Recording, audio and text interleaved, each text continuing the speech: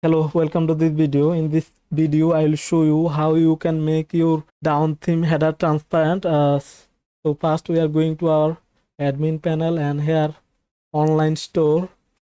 Now here click on edit code. Now we have to find out header.liquid. And here you can see header.liquid. Just click on that. Now we are going to copy the code. So just copying the code and it's copied, and now I'm going to paste it before first line and paste it. Now save it. Now your header will be transparent, and this is the way to make header transparent in your Shopify down theme. If this video helped you, please do subscribe my channel and hit the like button. See you in the next video.